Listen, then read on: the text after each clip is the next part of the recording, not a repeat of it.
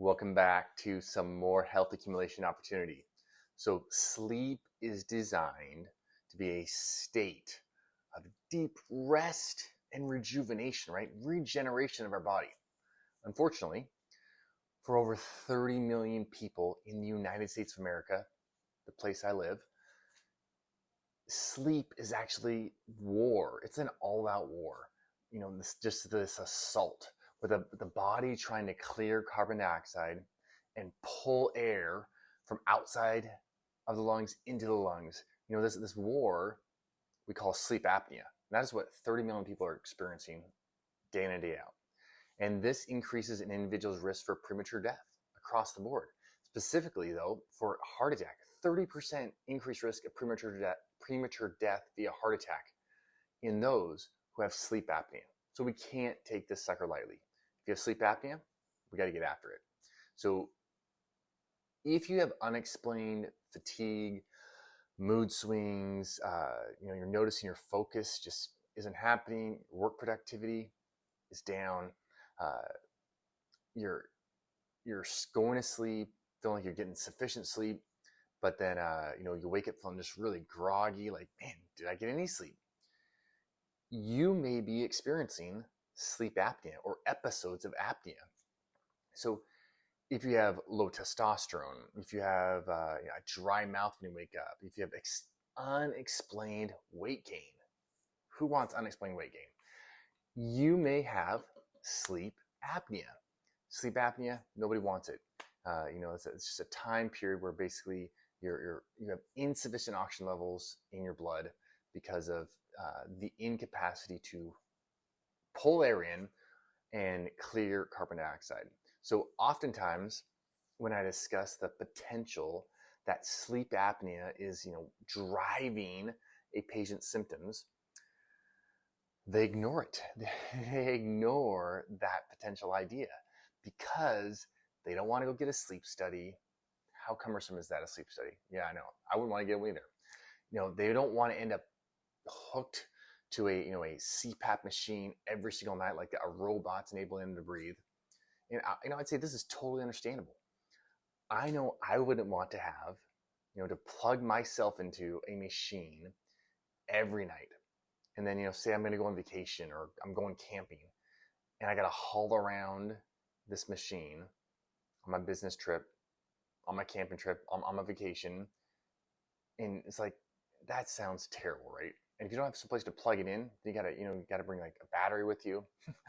No fun. But we can't just leave our body, deprived of oxygen and overwhelmed by carbon dioxide.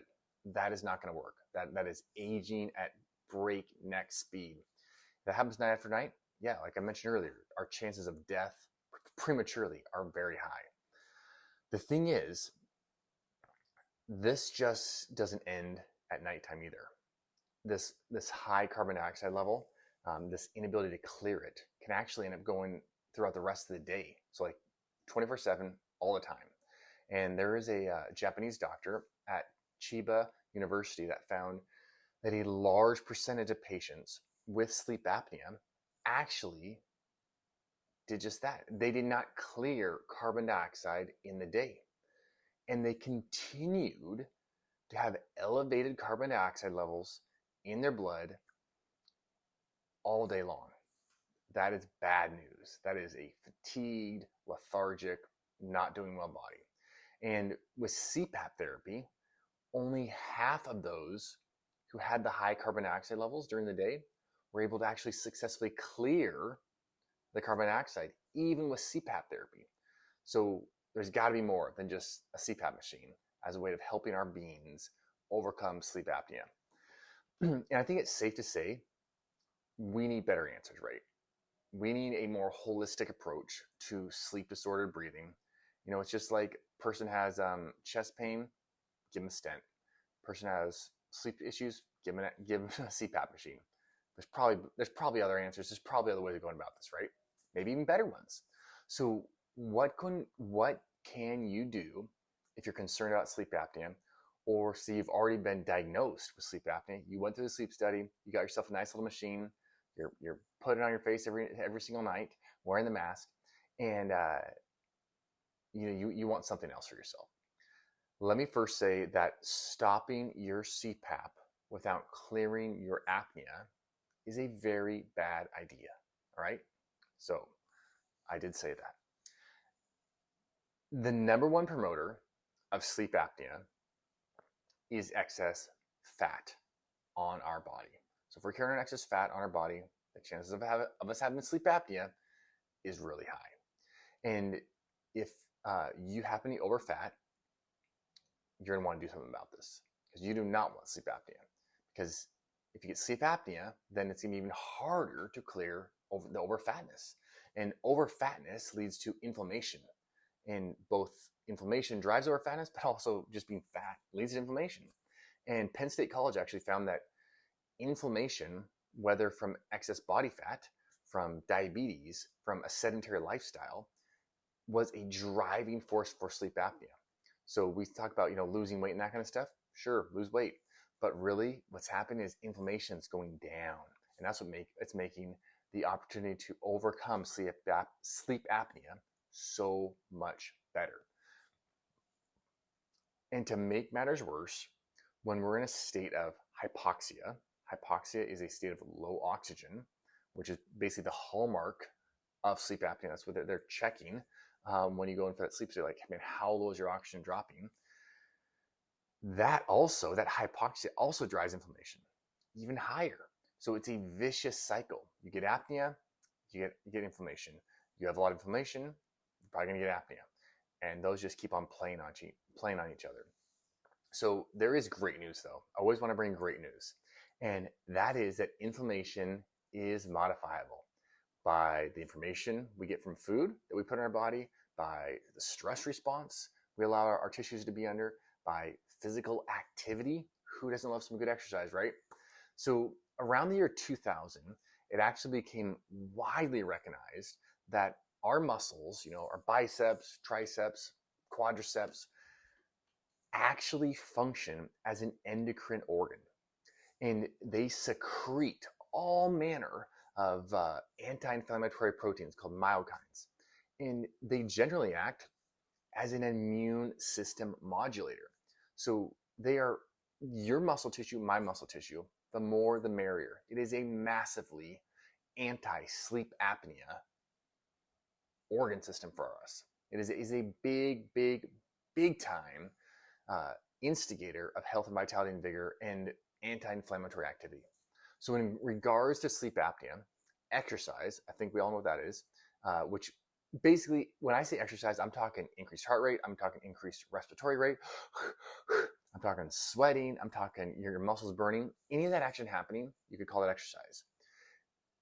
So exercise, through its anti-inflammatory mechanisms in sleep apnea and its actual mechanical increase in tone of the neck muscles and the soft palate and all that, and just decreasing neck fat and tongue fat that is accumulated through the process of fattening and sedentary lifestyle, will decrease the number of apnea episodes you experience. So one of the reasons we know that exercising isn't purely just strengthening the muscle tissues of the neck, strengthening the muscle tissues of the mouth, throat, that kind of thing, is that people with central sleep apnea, not just the obstructive type where your tongue's in the way or your adenoids or tonsils or something in the way, but central type coming from our central nervous system, that they actually have less episodes of sleep apnea, those with central sleep apnea, just like those with obstructive sleep apnea, when a person is consistently exercising and becoming fitter. So increased fitness leads to decreased apnea, no matter what apnea you have. Sounds pretty cool, huh? So exercise doesn't have to be torture, right? In order to gain benefits, all we need to do is 1, be consistent, and 2, to perform an activity that is greater than our current daily life, the demands put on our body on a daily basis. So if we do the exact same thing every single day, that's not gonna be exercise.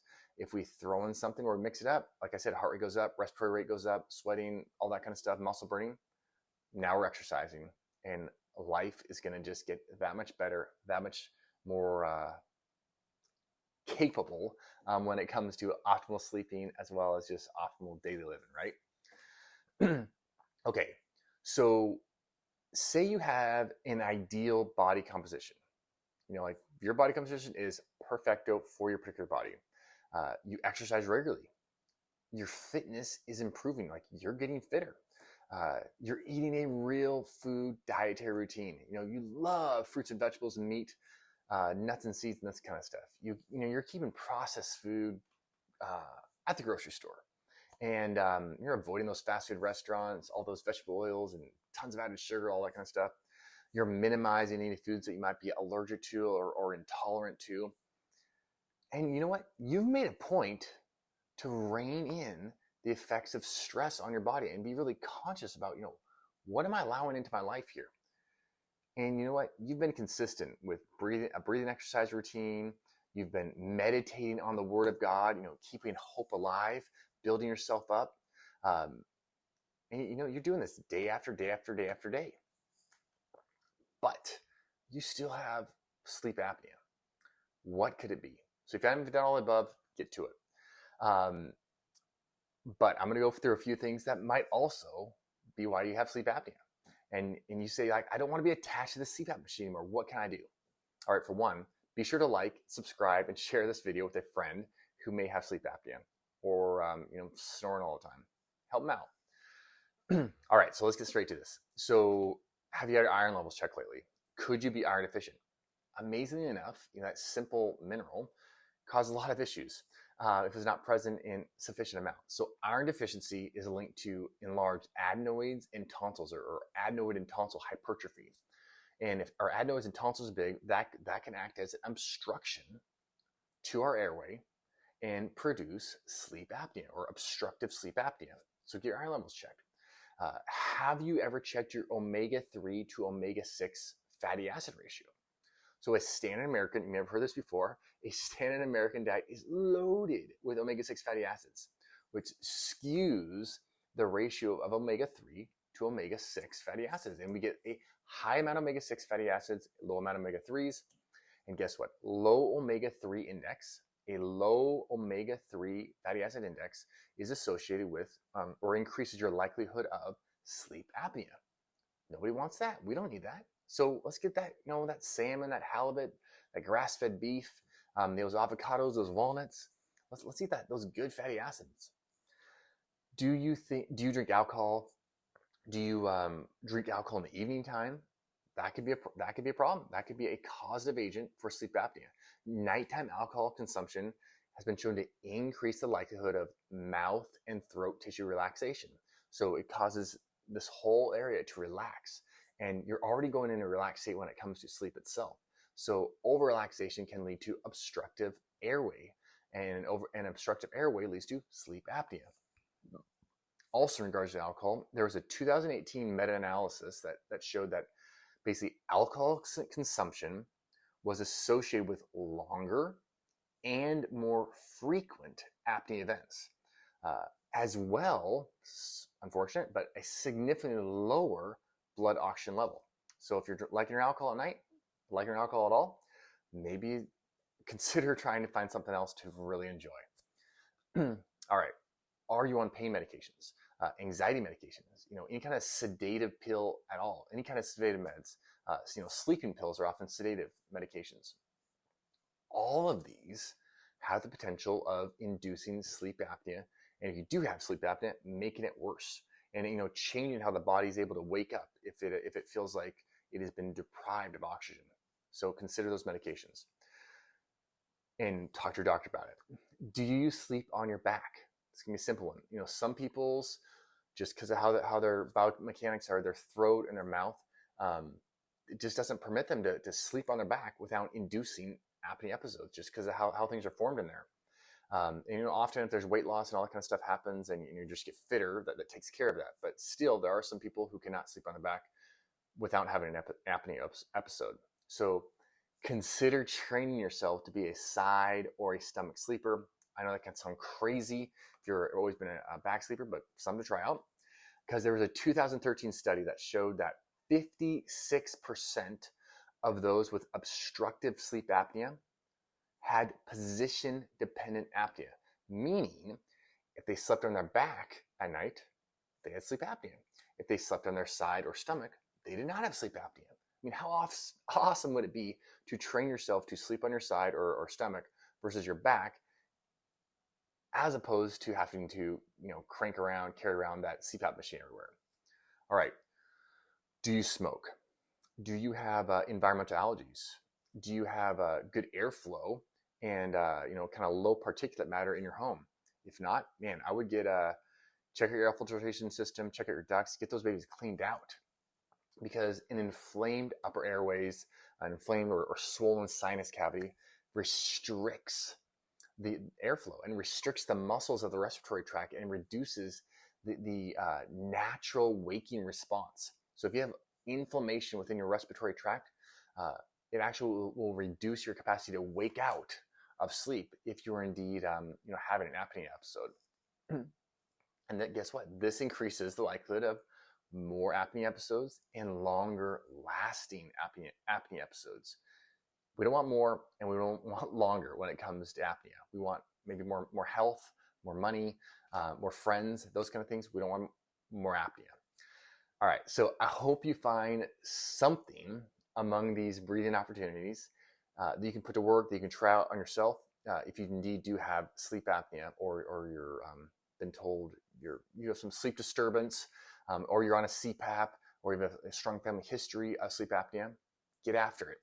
And how nice would it be able to leave that piece of luggage at home and not have to haul it around on your travels?